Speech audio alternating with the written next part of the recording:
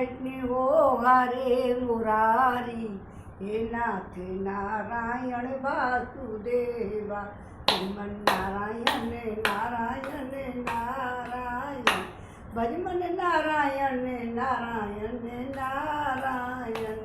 गोविंद मेरो है अरे गोपाल मेरो है, कृपा के बिहारी नंद लाल मेरो है।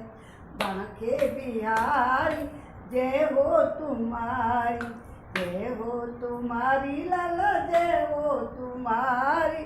गोविंद मेरो है गोपाल मेरो है, कृपा के बिहारी नंद लाल मेरा है। कल हमने 17वां अध्याय 11वें स्कंद का 17वां अध्याय पढ़ा था। आज 18वां अध्याय 11वें स्कंद का 18वां अध्याय पढ़ेंगे। और भगवान और उद्धव जी का वार्तालाप चल रहा है और प्रसंग इतने ही सुंदर हैं और इतने कलयुग में शिक्षा प्रदक हैं। और आप लोग यदि सुने अच्छी तरह तो लाइक भी करना और सब्सक्राइब भी करना। वानप्रस्थ और सन्यासी के धर्म आज के कार्यक्रम में है। वानप्रस्थ और सन्यासी के धर्म 18वें अध्याय में है। भगवान श्री कृष्ण कहते हैं कि प्रिय उद्धव, यदि गृहस्थ मनुष्य वानप्रस्थ आश्रम में जाना चाहे तो अपनी पत्नी को पुत्रों के साथ हाथ सौंप दे अथवा अपने साथ ही ले ले, फिर शांत चित्त से अपनी आयु का तीसरा भाग वन में ही रहकर व्यतीत करें। उसे वन के पवित्र कंद मूल और फलों से ही शरीर निर्वाह करना चाहिए। वस्त्र की जगह वृक्षों की छाल पहनी अथवा घास पात और मृगशाला से ही काम निकाल ले। केश रोए, नख और मूछ, दाढ़ी, रूप, शरीर के मल को हटावे नहीं, दातुन न करे, जल में घुसकर त्रिकाल स्नान करे, धरती पर ही पड़ रहे। ग्रीष्म ऋतु में पंचाग्नि तबे, वर्षा ऋतु में खुले मैदान में रहकर वर्षा की बौछार सहे, जाड़े के दिनों में कले तक जल में डूबा है। इस प्रकार घोर तपस्या में जीवन व्यतीत करे। कंदमूल फलों को उनको केवल आग में भूनकर खा ले अथवा समय अनुसार पके हुए फल आदि के द्वारा ही काम चला ले। उन्हें कूटने की आवश्यकता हो तो ओखली में या सिर पर कूट ले अथवा दांतों से ही चबा चबा कर खा ले। वानप्रस्थाश्रम की आश्रमी को चाहिए कि कौन सा पदार्थ कहाँ से लाना चाहिए, किस समय लाना चाहिए, कौन कौन सी पदार्थ अपने अनुकूल हैं, इन बातों को जानकर अपने जीवन निर्वाह के लिए स्वयं ही सब प्रकार के कंदमूल फल आदि ले आवे। देश काल आदि से अनुभव के लोगों से लाए हुए अथवा दूसरे समय के संचित पदार्थों को अपने काम में न ले। निवार आदि जंगली अन्न से ही चर और पुरोडास आदि तैयार करें। उन्हीं से समयोचित आग्रहण आदि वैदिक कर्म करें। वानप्रस्थ हो जाने पर वेद विहित पशुओं द्वारा मेरा यजन न करे। वेद विहित और पशुओं द्वारा मेरा यजन न करे। वेद वेताओं ने वानप्रस्थी के लिए अग्निहोत्र और दर्श पौर्णमास और चातुर्मास आदि का वैसा ही विधान किया है जैसा ग्रस्तों के लिए है। ऐसा वानप्रस्थ हो जाने पर वेद भी दोबारा पढ़ रहे हैं, सुनो। पशुओं द्वारा मेरा यजन न करें। वेद वेताओं ने वानप्रस्थी के लिए अग्निहोत्र, दर्श और पौर्णमास और चतुर्मास आदि का वैसा ही विधान किया है जैसा ग्रस्तों के लिए किया है। इस प्रकार घोर तपस्या करते करते मांग सूख जाने के कारण वानप्रस्थ की एक एक नस दिखने लगती है।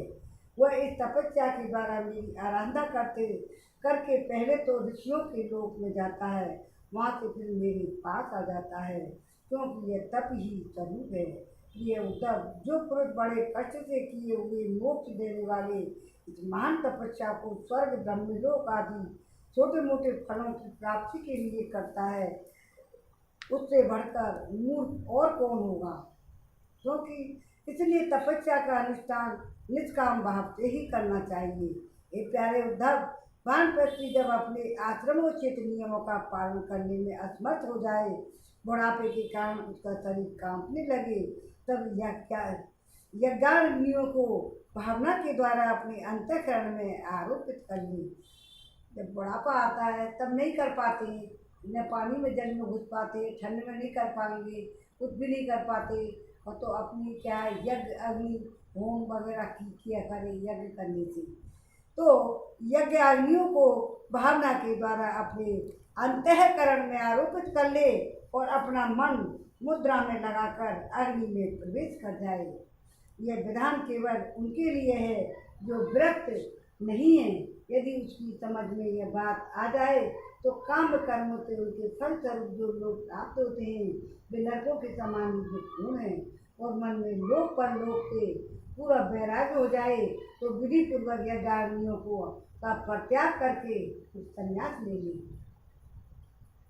जो वानप्रस्थी संन्यास होना चाहे वह पहले वेद विधि के अनुसार 8 प्रकार की श्राद्ध और प्रजापात्य यज्ञ से मेरा यजन करें। उसके बाद अपना सर्वस्व ऋतुज को दे दे, या यज्ञाग्नियों को अपने प्राणों में लीन कर ले। ये मरने के टाइम की बात है।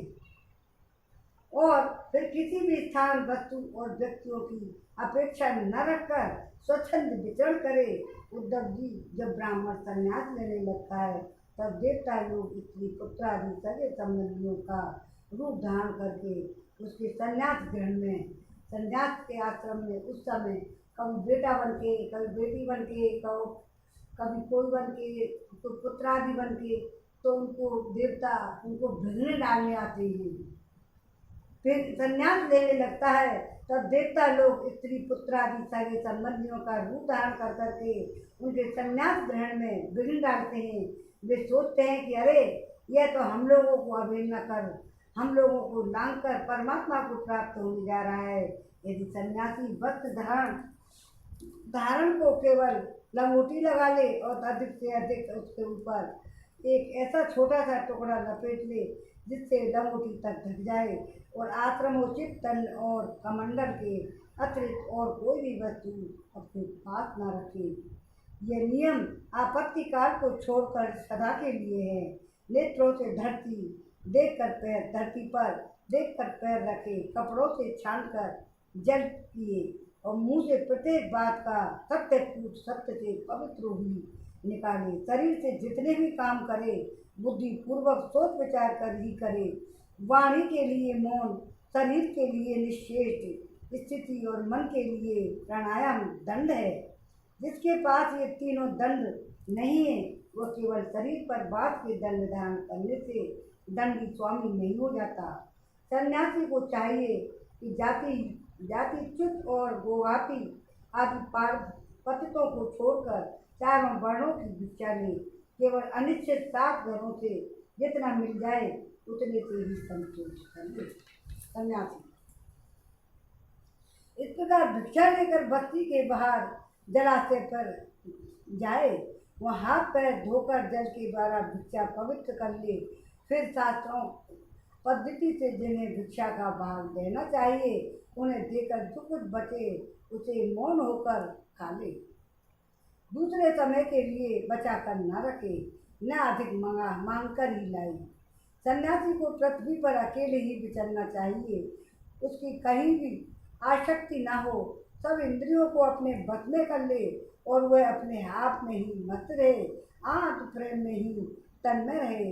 प्रतिकूल से प्रतिकूल परिस्थितियों में भी धैर्य रखे, सर्वत्र समान रूप से स्थित परमात्मा का अनुभव करता रहे। सन्यासी का निर्जन निर्भय एकांत स्थान में रहना चाहिए। उसका हृदय निरंतर मेरी भावना से विशुद्ध बना रहे। वह अपने आप को मुझसे अभिन्न और अद्वितीय अखंड के रूप में चिंतन करे। वह अपनी ज्ञान निष्ठा से चित्त को बंधन और मोक्ष पर विचार करे तथा निश्चय यह करे कि इंद्रियों का विषयों के लिए विक्षिप्त होना, चंचल होना बंधन है और उनको संयम से रखना ही, सब संयम से रखना ही मोक्ष है। ग्रस्त में रहते हुए भी ये ऐसा काम कर सकते हैं लोग, लेकिन बाहर ना जाकर तो फिर वो भगवान ही वो सन्यासी धारण करते हैं, वहाँ कुछ नहीं मिलता। तो चंचल होना बंधन है और उनको संयम में रखना ही मोक्ष है। इसलिए सन्यासी को चाहिए मन एवं पांचों ज्ञानेंद्रियों को जीत ले, भोगों को क्षुद्रता समझकर उनकी ओर से सर्वथा मुंह मोड़ ले। तो हमने अपने लिए ये सारे पूछे थे और आगे जनता के लिए भी कलयुग में भी काम आए। कोई करना चाहे संन्यास आश्रम, गृहस्थ वानप्रस्थ आश्रम, इनको करना चाहे तो उनके नियम बहुत कड़े हैं, कठिन हैं। करना नहीं तो अपने घर में रह के गृहस्थोचित पालन करके भी इन नियमों का पालन कर सकता है। चंचल होना बंधन है और उनको संयम में रखना ही मोक्ष है। इसलिए सन्यासी को चाहिए मन एवं पांचों ज्ञानेंद्रियों को जीत ले, भोगों की क्षुद्रता समझकर उनकी ओर से सर्वथा मुंह मोड़ ले और अपने आप में ही परम आनंद का अनुभव करे। इस प्रकार वह मेरी भावना से भरकर पृथ्वी में विचरता है, केवल भिक्षा के लिए ही नगर गांव अहिरों की बस्ती या यात्रियों की टोली में जाए। पवित्र देश, नदी, पर्वत, वन और आश्रमों से पूर्ण पृथ्वी में बिना कहीं ममता जोड़े घूमता फिरे। भिक्षा भी अधिकतर वानप्रस्थियों के लिए आश्रम से ही ग्रहण करें, क्योंकि कटे हुए खेतों की दाने से बनी हुई भिक्षा शीघ्र ही चित्त को शुद्ध कर देती है और उससे बचा कुचा मोह और दूर होकर सिद्धि प्राप्त हो जाती है। विचारवान सन्यासी दृश्यमान जगत को सत्य वस्तु कभी न समझे, क्योंकि यह तो प्रत्यक्ष ही नाशवान है। इस जगत में कहीं भी अपने चित्त को लगाए नहीं। सन्यासी इस लोक और परलोक में जो कुछ करने और पाने की इच्छा हो तो उसे विरक्त हो जाए। सन्यासी विचार करे कि आत्मा में जो मन, वाणी और प्राणों का संघात रूप यह जगत है, वह सारा का सारा माया ही है। इस विचार के द्वारा इसका वाद करके अपने स्वरूप में स्थित हो जाए और फिर कभी उसका स्मरण भी ना करे। ज्ञान निष्ठ विरक्त मुमुक्षु, मोक्ष की भी अपेक्षा न रखने वाला मेरा भक्त आश्रमों की मर्यादा में बद्ध नहीं है।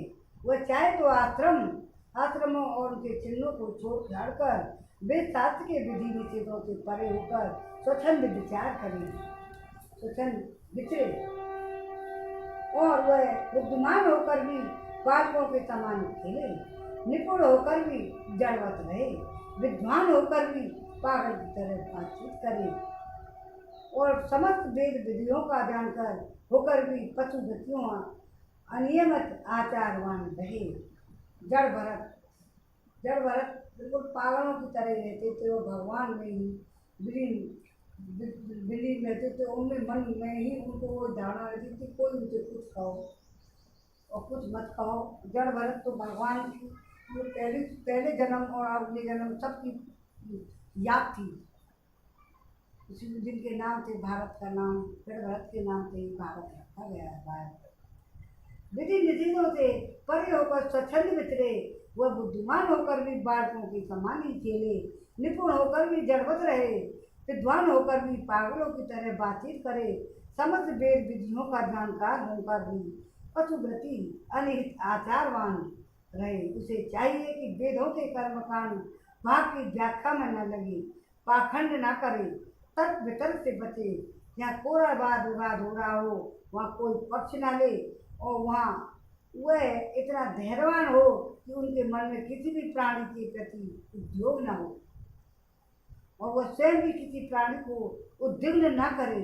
कोई उसकी निंदा करे तो प्रसन्नता से वह सह ले, किसी का अपमान न करे। हे प्रिय उद्धव, सन्यासी शरीर के लिए किसी से भी बैर न करे, ऐसा बैर तो पशु करते हैं। जैसे एक ही चंद्रमा जल से भरे हुए विभिन्न पात्रों में अलग अलग दिखाई देता है, वैसे ही एक ही परमात्मा समस्त प्राणियों में अपने में ही स्थित है और सबको आत्मा में ही एक ही है। पंचभूतों से बने हुए शरीर भी सबके एक ही हैं, क्योंकि सब पांच भौतिक ही हैं। तो ऐसी अवस्था में किसी को भी वैर विरोध करना अपना ही वैर विरोध होता है। प्रिय उद्धव, सन्यासी को किसी दिन यदि समय पर भोजन न मिले तो उसे दुखी नहीं रहना चाहिए, और यदि बराबर मिलता रहे तो हर्षित नहीं होना चाहिए। समभाव होना चाहिए, धैर्य रखना चाहिए, मन में हर्ष और विचार दोनों प्रकार के विकार न आने दे, क्योंकि भोजन मिलना और न मिलना दोनों ही प्रारब्ध के अधीन है। भिक्षा अवश्य मांगनी चाहिए, ऐसा करना उचित ही है, क्योंकि भिक्षा से ही प्राणों की रक्षा होती है। और सन्यासी चला जाए, खाना नहीं खाएगा तो वो कैसे करेगा तपस्या वगैरह। ये सन्यास आजकल कौन सन्यासी होता है, हो जाते हैं चले जाते हैं, लेकिन वो घर में भी रह करके सन्यास भी ध्यान कर सकते हैं। भिक्षा अवश्य मांगनी चाहिए, ऐसा करना उचित ही है, क्योंकि जगह जगह तो सन्यास धारण अपने घर में भी एक ऐसा भगवान की भक्ति का कमरा बनाए और उसमें आराम से भक्ति करे और वहाँ भी खाने पीने का इंतजाम अपने आप में रहता है, भगवान में भी। भिक्षा से प्राणों की रक्षा होती है, प्राण रहने से तत्व का विचार होता है, तत्व विचार से तत्व ज्ञान होकर मुक्ति मिलती है। सन्यासी को प्रारब्ध के अनुसार अच्छी हो या बुरी जैसा भी भिक्षा मिल जाए उसी से पेट भर ले। वस्त्र और बिछौने की मिल जाए उन्हीं से काम चलाए, उनमें अच्छेपन या बुरेपन की कल्पना न करे। जैसा मैं परमेश्वर होने पर भी अपनी लीला से ही शौच आदि शास्त्रोक्त नियमों का पालन करता हूँ, वैसे ही ज्ञाननिष्ठ पुरुष भी शौच, आचमन, स्नान और दूसरे नियमों का लीला से ही आचरण करे। वह शास्त्र विधि के द्वारा विधि के अधीन होकर विधि किंकर होकर ना करे, क्योंकि ज्ञाननिष्ठ पुरुष की को वेद की प्रतीति ही नहीं होती जो पहले थी, वह भी मुझ परमात्मा के साक्षात्कार से नष्ट हो गई है। यदि कभी कभी मरण पर्यंत बाधित वेद की प्रतीति भी होती है, तब भी वह देहपाती हो जाने पर वह मुझसे ही एक ही हो जाता है। सन्यासी उद्धव जी, यह तो हुई ज्ञानवान की बात, अब केवल वैराग्यवान की बात सुनो। जितेंद्रिय पुरुष जब वह निश्चय ही हो जाए कि संसार के विषयों के भोग फल दुख ही दुख हैं, जब वह विरक्त हो जाए, यदि वह मेरी प्राप्ति के साधनों को न जानता हो, तो भगवान चिंतन में तन में रहने की ब्रह्मनिष्ठ सदगुरु की शरण ग्रहण कर ले। वह गुरु की दृढ़ भक्ति करे, श्रद्धा रखे, उनमें दोष कभी न निकाले। जब तक ब्रह्म का ज्ञान हो तब तक बड़े आदर से मुझे ही गुरु के रूप में समझता हुआ उनकी सेवा करे। किंतु जिसने 5 इंद्रियां और मन इन 6 पर विजय प्राप्त नहीं की है, उसके इंद्रिय रूपी घोड़े और बुद्धि रूपी सारथी बिगड़े हुए हैं, और उसके हृदय में न ज्ञान है और न वैराग्य। वह यदि त्रिदंडी सन्यासी का भेद धारण कर पेट पालता है, तो वह सन्यासी का धर्म का सत्यानाश ही कर रहा है और अपने पूज्य देवताओं को, अपने आप को और अपने हृदय में स्थित मुझको ठगने की चेष्टा करता है। अभी उस वेश मात्र के सन्यासियों की वासना क्षीण नहीं हुई है, इसलिए वह इस लोक और परलोक दोनों के हाथ धो बैठता है, ढोंग करता है ना। इसके लिए सन्यासी का मुख्य धर्म है शांति और अहिंसा, वानप्रस्थी का मुख्य धर्म है तपस्या और भगवत भाव, गृहस्थी का मुख्य धर्म है प्राणियों की रक्षा और यज्ञ त्याग आदि, ब्रह्मचारी का मुख्य धर्म है आचार्य की सेवा, और गृहस्थी भी केवल ऋतुकाल में ही अपनी स्त्री का सहवास करें। उसके लिए भी ब्रह्मचर्य, तपस्या, शौच, संतोष और समस्त प्राणियों के प्रति प्रेम भाव ये मुख्य धर्म है। मेरी उपासना तो सभी को करनी है। अब इनको दोबारा पढ़ के सुनाती हूँ। सन्यासी का मुख्य धर्म है शांति और अहिंसा, और ब्रह्मचारी का मुख्य धर्म है तपस्या और भगवत भाव। गृहस्थी का मुख्य धर्म है प्राणियों की रक्षा करना, गृहस्थी आदमी की। और यज्ञ नाग और ब्रह्मचारी का मुख्य धर्म है आचार्य की सेवा करना, और गृहस्थी भी केवल ऋतुकाल में ही अपनी स्त्री का सहवास करें। उसके लिए भी ब्रह्मचर्य, तपस्या, शौच आदि संतोष, समस्त प्राणियों के प्रति प्रेम भाव वे मुख्य धर्म है। मेरी उपासना तो सभी को करनी है। जो पुरुष इस प्रकार अनन्य भाव से अपने वर्णाश्रम धर्म के द्वारा मेरी सेवा में लगा हुआ रहता है, वह समस्त प्राणियों में मेरी भावना करता है रहता है, उसे मेरी अविचल भक्ति प्राप्त हो जाती है।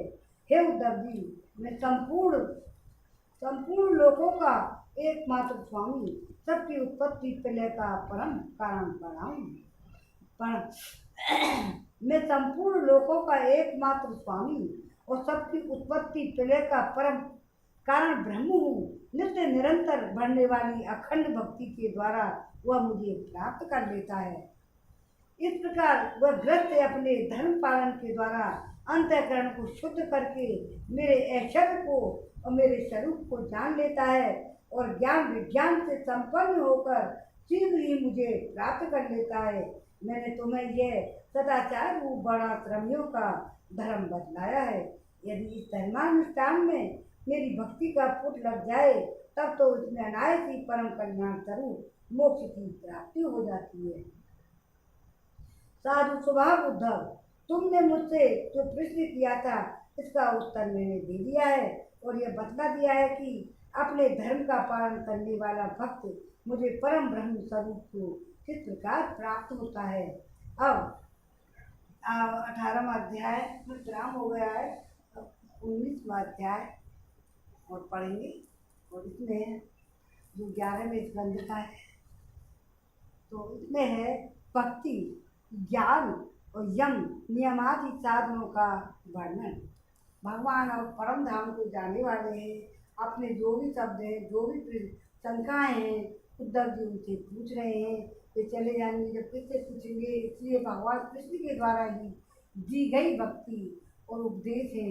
इनको ज्ञानी पुरुष तो धारण कर लेते हैं, लेकिन अज्ञानी पढ़ करके और देख करके सुन के चले जाते हैं। भगवान श्री कृष्ण कहते हैं, उद्धव जी, जिसने उपनिषद शास्त्रों का श्रवण मनन और निंदे आसन के द्वारा आत्म साक्षात्कार कर लिया है, जो श्रोत्रिय और ब्रह्मनिष्ठ है, जिसका निश्चय केवल युक्तियों और अनुमानों पर ही निर्भर करता है।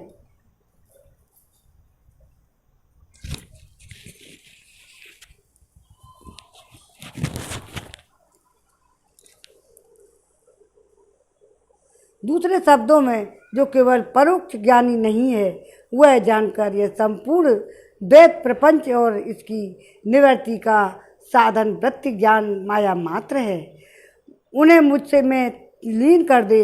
वे दोनों ही मुझ में आत्मा में समझ अध्यस्त हैं, ऐसा ज्ञान ले।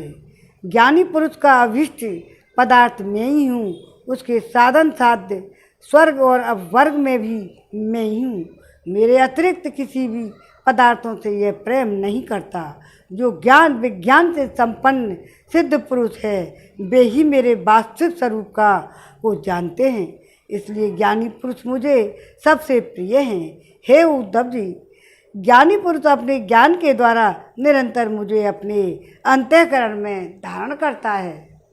तत्व ज्ञान के लेश मात्र का उदय होने से सिद्धि प्राप्त होती है।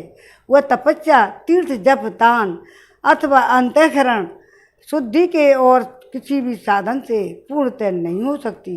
इसलिए मेरे प्यारे उद्धव, यह ज्ञान के सहित अपनी आप स्वरूप को जान लो। फिर ज्ञान विज्ञान से संपन्न होने पर भक्ति भाव से मेरा भजन करो। बड़े बड़े ऋषि मुनियों ने ज्ञान विज्ञान रूप के द्वारा अपने अंतःकरण में मुझ सब यज्ञों के अधिपति आत्मा का यजन करके परम सिद्धि प्राप्त की है। हे उद्धव, आध्यात्मिक, आदि दैविक और आदि भौतिक इन तीनों विकारों की समष्टि और शरीर है और वो सर्वथा तुम्हारे आश्रित है। वह पहले नहीं था, अंत में नहीं रहेगा, केवल बीच में ही दिख रहा है। इसलिए इसे जादू के खेल के समान माया ही समझना चाहिए। इसके जो जन्मना, रहना, बढ़ना, बदलना, घटंत और घटना, नष्ट होना, ये 6 भाव विकार हैं। इनसे कोई संबंध नहीं है। कौन कौन से? जन्म लेना, रहना, बढ़ना, बदलना, घटना और नष्ट होना, ये 6 भाव विकार हैं। इनसे तुम्हारा कोई संबंध नहीं है। यह नहीं, ये विकार उसमें भी नहीं है, क्योंकि स्वयं असत है। असत वस्तु जो पहले नहीं थी, बाद में भी नहीं रहेगी, इसलिए बीच में भी उसका कोई अस्तित्व नहीं होता। उद्धव जी ने कहा, विश्व रूप परमात्मा आप ही विश्व के स्वामी हैं। आपका यह वैराग्य और विज्ञान से युक्त सनातन और विशुद्ध ज्ञान जिस प्रकार सुदृढ़ हो जाए, उसी प्रकार मुझे स्पष्ट करके समझाइए और उस अपने भक्ति योग का भी वर्णन कीजिए, जिसे ब्रह्मा आदि महापुरुष भी ढूंढा करते हैं। हे मेरे स्वामी, जो पुरुष इस संसार के विकट मार्ग में तीनों तापों को थपेड़े खा रहे हैं और भीतर बाहर जल भुन रहे हैं, उनके लिए आपके अमृत वर्षा बरसी युगल चरण बिंदों की छत्र छाया के अतिरिक्त कोई भी आश्रय नहीं दिखता। हे महानुभाव, आपका यह अपना सेवक अंधेरे कुएं में पड़ा हुआ है। काल रूपी सर्प ने इसे डस रखा है, फिर भी विषयों की क्षुद्र सुख, भोगों की तीव्र तृष्णा मिटती नहीं है और बढ़ती ही जा रही है। वो अपने लिए पूछ रहे हैं, उद्धव जी, जो कुछ है, इसलिए कौन सा मार्ग अपनाना चाहिए और कौन सा नहीं अपनाना चाहिए। उद्धव ने ये प्रश्न पूछे हैं और ये भगवान कृष्ण सारे प्रश्नों का उत्तर दे रहे हैं। सब ज्ञान से भरा हुआ है और बढ़ती ही जा रही है। आप कृपा करके इसका उद्धार कीजिए। इससे मुझे मुक्ति करने वाली वाणी की सुधा धारा से ही इसे सरोवर कर दीजिए। हे प्रभु, हे श्री कृष्ण। भगवान श्री कृष्ण ने कहा, हे उद्धव जी, जो प्रश्न तुमने मुझसे किया है, यही प्रश्न धर्मराज युधिष्ठिर ने धार्मिक शिरोमणि भीष्म पिता से किया था। उस समय हम सभी लोग वहाँ विद्यमान थे। अब भगवान बता रहे हैं युधिष्ठिर की समय, अब सभी लोग वहाँ विद्यमान थे। उस समय हम भी वहाँ थे जब भारतीय महायुद्ध समाप्त हो चुका था। धर्मराज युधिष्ठिर अपने स्वजन संबंधियों के संघार से शोक विहीन हो रहे थे, शोकाकुल। और तब उन्होंने भीष्म पितामह से बहुत से धर्मों का विवरण सुनने के पश्चात मोक्ष के साधनों के संबंध में यह प्रश्न किया था। उस समय भीष्म पितामह के मुख से ये सुने हुए मोक्ष धर्म मैं तुम्हें सुनाऊंगा, क्योंकि वे ज्ञान, वैराग्य, विज्ञान, श्रद्धा और भक्ति के भावों से परिपूर्ण हैं। उद्धव जी, जिस ज्ञान से प्रकृति, पुरुष, महतत्व, अहंकार और पंचतंत्रा में ये 5 ज्ञानेंद्रिया, 5 कर्मेंद्रिया और 1 मन और ये 5 महाभूत और 3 गुण, अर्थात इन 28 तत्वों को ब्रह्मा से लेकर तृण तक संपूर्ण कार्यों में देखा जाता है। इनमें भी एक परमात्मा तत्व को अनुगत रूप में देखा जाता है, वह परोक्ष ज्ञान है। ऐसा मेरा निश्चय है। जब जिस एक तत्व से अनुगत एकात्मक तत्वों की पहले देखता या उनको पहले के समान न देखे, किंतु एक परम कारण ब्रह्म को ही देखे, तब वही निश्चिंत विज्ञान, अपरोक्ष ज्ञान कहा जाता है। क्या आपकी दोबारा पता है? जब जिस एक तत्व से अनुगत एकात्मक तत्वों को पहले देखता था, उनको पहले से समान न देखे। जो पहले देखता था उनको पहले के समान नहीं देखे, किंतु एक परम कारण ब्रह्म को ही देखे, तब यही निश्चिंत विज्ञान, अपरोक्ष ज्ञान कहा जाता है। इस ज्ञान और विज्ञान को प्राप्त करने की युक्ति यह है कि ये शरीर आदि जितने भी त्रिगुणात्मक सावयव हैं, पदार्थ हैं, उनकी स्थिति उत्पत्ति प्रलय का विचार करें। जो तत्व वस्तु सृष्टि के प्रारंभ में और अंत में कारण रूप में स्थित रहती है, वही मध्य में भी रहती है, और वही प्रतीयमान कार्य से प्रतीयमान कार्यान्तर में अनुगत भी होती है। फिर उन कार्यों का प्रलय अथवा बाद होने पर उसके साक्षी एवं अधिष्ठान रूप से शेष रह जाती है। वही सत्य परमार्थ वस्तु है, ऐसा समझे। श्रुतु प्रत्यक्ष एते महापुरुषों में प्रसिद्धि और अनुमान प्रमाणों में यह चार मुख्य हैं। इनकी कसौटी पर कसने के दृश्य प्रपंच अस्थिर, नश्वर और विकारी होने के कारण सत्य सिद्ध नहीं होता। इसलिए विवेकी पुरुष इस विविध कल्पना रूप अथवा शब्द मात्र प्रपंच से विरक्त हो जाता है। विवेकी पुरुष को चाहिए कि वह स्वर्ग आदि फल देने वाले यज्ञादि कर्मों की परगामी नश्वर होने के कारण ब्रह्मलोक पर्यंत स्वर्ग आदि सुख दृष्ट को भी इस प्रत्यक्ष विषय सुख के समान ही अमंगल दुखदायी एवं नाशमान समझे। निष्पाप उद्धव जी, परंतु उसमें तुम्हारी बहुत प्रीति है, इसलिए मैं तुम्हें फिर से भक्ति प्राप्त होने का एक श्रेष्ठ साधन बतलाता हूँ। सुनो, जो मेरी भक्ति प्राप्त करना चाहता है वह मेरी अमृतमयी कथा में श्रद्धा रखे, निरंतर मेरे गुण लीला नामों का संकीर्तन करे। जो मेरी पूजा में अत्यंत निष्ठा रखे और स्तोत्र के द्वारा मेरी स्तुति करे, मेरी सेवा पूजा में प्रेम रखे और सामने साष्टांग लौटकर प्रणाम करे, मेरे भक्तों की पूजा मेरी पूजा से बढ़कर करे और समस्त प्राणियों में मुझे ही देखे, अपने एक एक अंग की चेष्टा केवल मेरे ही लिए करे और वाणी से मेरे ही गुणों का गान करे, अपना मन भी मुझे को अर्पित कर दे, मुझ में अर्पित कर दे और सारी कामनाएं छोड़ दे। मेरे लिए धन भोग और प्राप्ति सुख का भी परित्याग कर दे। जो कुछ यज्ञ दान तप हवन जप व्रत सब किया जाए सब मेरे लिए ही करे। उद्धव जी, जो मनुष्य इन धर्मों का पालन करते हैं और मेरे प्रति आत्म निवेदन कर देते हैं, उनके हृदय में मेरी प्रेममयी भक्ति का उदय होता है। जिसे मेरी भक्ति प्राप्त हो गई है उसके लिए किस दूसरी वस्तु की प्राप्त होने का शेष रह जाता है। इस प्रकार के धर्मों का पालन करने से चित्त में सत्गुण की वृद्धि होती है। भगवान कृष्ण अपनी भक्ति के लिए प्रवचन कर रहे हैं। इस प्रकार धर्मों का पालन करने से चित्त में सत्गुण की वृद्धि होती है, वो शांत होकर आत्मा में लग जाता है। उस समय साधक को धर्म ज्ञान वैराग्य और ऐश्वर्य स्वयं ही प्राप्त हो जाते हैं। यह संसार विविध कल्पनाओं से भरपूर है। सच पूछो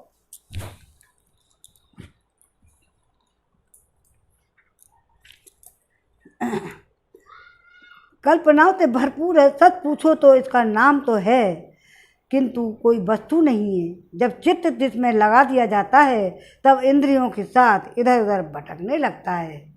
इस प्रकार चित्त में रजोगुण की बाढ़ आ जाती है, वो असत वस्तु में लग जाता है। उसके धर्म ज्ञान और तो लुप्त हो रही जाते हैं, वह अधर्म अज्ञान और मोह का भी घर बन जाता है।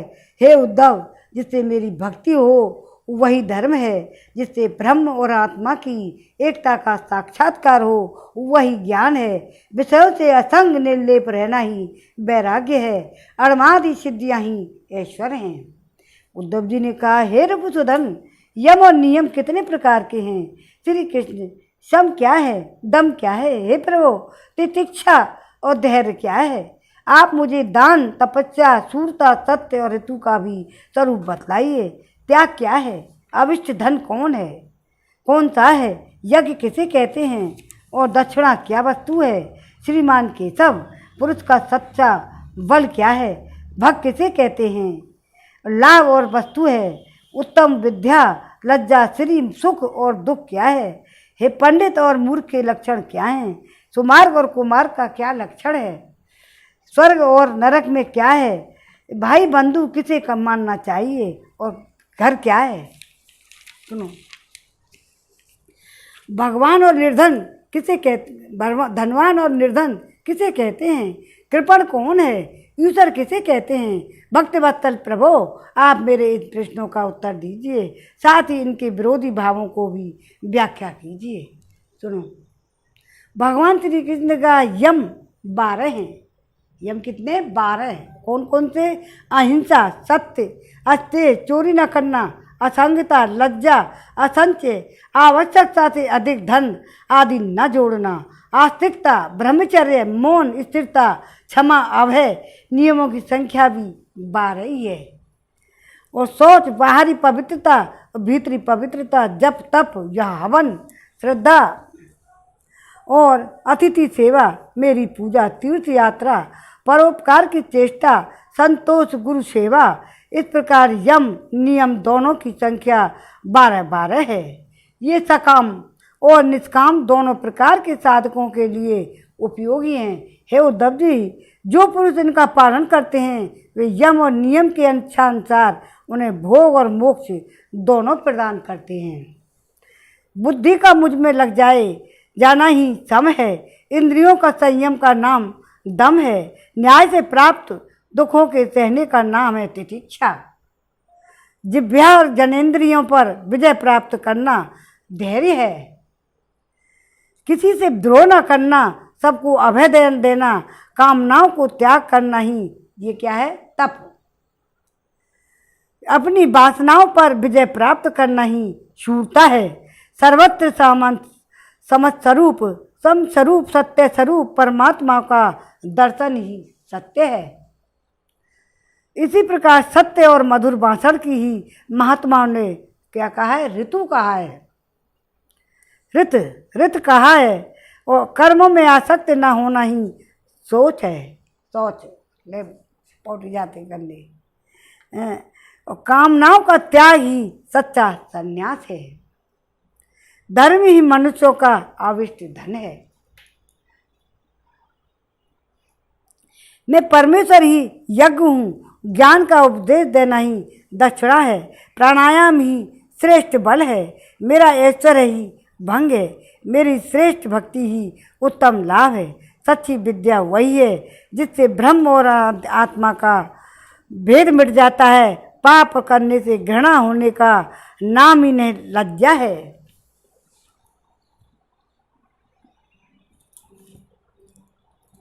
निरपेक्षता आदि गुण ही शरीर का सच्चा सौंदर्य है। श्री है दुख और सुख दोनों की भावना का सदा के लिए नष्ट हो जाना सुख।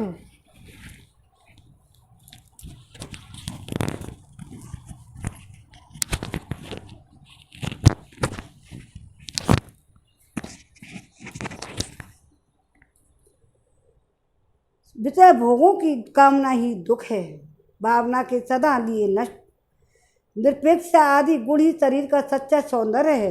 श्री है दुख और सुख दोनों की भावना का सदा के लिए नष्ट हो जाना ही सुख है। विषय भोगों की कामना ही दुख है। जो बंधन मोक्ष का तत्व जानता है वही पंडित है। शरीर आदि में जिसका मैंपन नहीं है, मैं और मेरा मैंपन नहीं है, वही मूर्ख है। जो संसार की ओर से निवृत्त करके मुझे प्राप्त कर देता है वही सच्चा सुमार्ग है। चित्त को बहिर्मुक्ता ही कुमार्ग है। सतगुण की वृद्धि ही स्वर्ग है। सखे तमोगुण की वृद्धि ही नरक है। गुरु ही सच्चा भाई बंधु है और गुरु मैं हूँ। यह मनुष्य शरीर ही सच्चा घर है। सच्चा धनी वह है जो गुणों से संपन्न है, जिसके पास गुणों का खजाना है, जिसके सत्य में असंतोष है, अभाव का बोध है, वही दरिद्र है। जो जितेंद्रिय नहीं है वही कृपण है। समर्थ स्वतंत्र ईश्वर वह है जिसकी चित्तवृत्ति विषयों से आसक्त नहीं है। इसके विपरीत जो विषयों में आसक्त है वही सर्वथा असमर्थ है। प्यारे उद्धव, तुमने जितने प्रश्न पूछे थे उनका उत्तर मैंने दे दिया। इनको समझ लेना मोक्ष मार्ग के लिए सहायक हैं। मैं तुम्हें गुण और दोषों का लक्षण अलग अलग कहाँ तक बताऊं? सबका सारांश इतने में ही समझ लो कि गुणों और दोषों पर दृष्टि जाना ही सबसे बड़ा दोष है। सम रहो सम, और गुण दोषों पर दृष्टि न जाकर अपने शांत निसंकल्प स्वरूप में स्थित रहे, वही सबसे बड़ा गुण है। श्रीमन नारायण नारायण नारायण, भजमन नारायण नारायण नारायण, गोविंद मेरो है गोपाल मेरो है, कृपा के बिहारी नंदलाल मेरो है। 19वें अध्याय में विराम हो गया है। अब आरती की जाए। श्री भागवत भगवान की है आरती, पापियों को पाप से तारती। श्री भागवत भगवान की है आरती, पापियों को पाप से है तारती। ये अमर ग्रंथ ये मुख्य पंथ ये पंचम वेद निराला, नव ज्योति जगाने वाला। हरि गान यही वरदान यही, जग की मंगल की आरती। पापियों को पाप से है तारती। श्री भागवत भगवान की है आरती, पापियों को पाप से है तारती। ये शांति गीत पावन पुनीत सा कोप मिटाने वाला, हरि दरस दिखाने वाला। है सुख करणी है दुख हरणी, श्री मधुसूदन की आरती।